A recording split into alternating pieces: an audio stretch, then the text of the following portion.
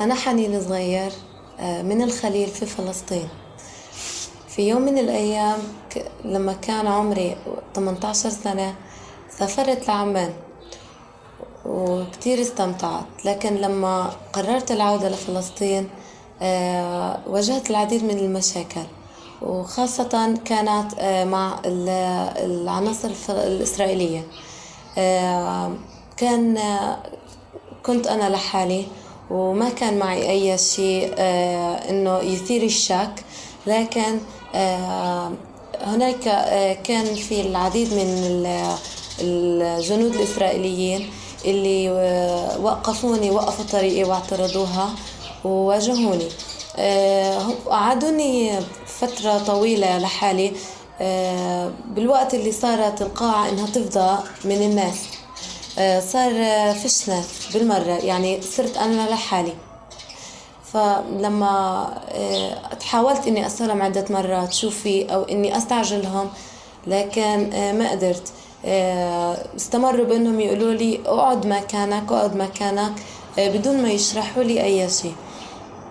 هالشي خلاني أشعر في إني جدا وحيدة وخايفة جدا. كان قلبي يرتجف وكان كل جسمي يرتعش لأني كنت وحيدة. لهالسبب حاولت عدة مرات أعرف، ما ردوا، ضلوا يفتشوني، حاولوا يفتشوا جيابي، تلفوني كتير فتشوا بالأسامي، كل إشي، صور، فيديوز. وبعدين فتحوا الشنطة اللي كنت حملتها معي وبلشوا يفتشوا فيها ونفلوها كلها وفضوها. وعرضوا علي الماكينة اللي على الليزر. هم ما وجدوا أي شيء، لكن هم استمروا بأنهم يحققوا معي واستمروا بأنهم يضايقوني ويزعجوني.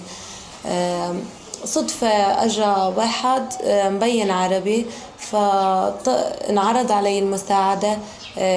وافقت بسرعة لأنه كان بدي أي مساعدة. فطلبت منه يساعدني، شرح حالتي للجنود الإسرائيليين.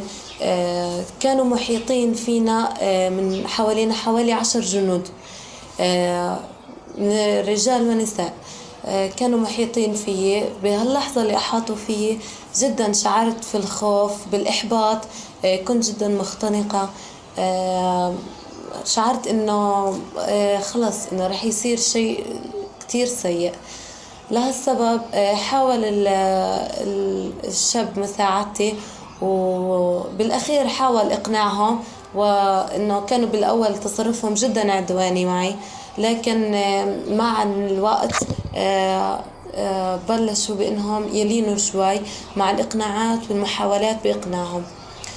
بالنتيجة أني أنا لهلأ إنه كل ما أتذكر الموضوع اللي صار معي قبل 3 سنين جدا بتضايق، جدا بشعر بالوحدة وبالخوف.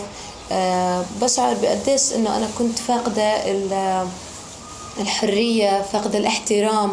ما احترمونا أبدا، كانوا يسلطوا الأسلحة بوجهنا. كانوا يعني كنا نشعر بالخوف، حتى إنه بوجه الصغار كانوا يسلطوا الأسلحة اللي هم الأشخاص البريئين جدا. لهالسبب أنا لحد الآن بشعر بالخوف، بشعر بالمأساة، بشعر بالمعاناة اللي بنعيشها إحنا والشعب الفلسطيني.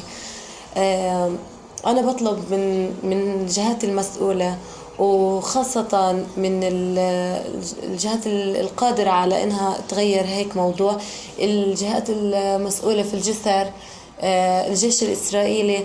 بطلب منهم إنه يحاولوا يحترمونا شوي، يبادلونا بالاحترام، يعاملونا بطريقة جدا ممتازة، لأنه إحنا كلنا بشر والبشر سواسية، يعني كلياتنا مثل بعض، فلازم يكون في احترام.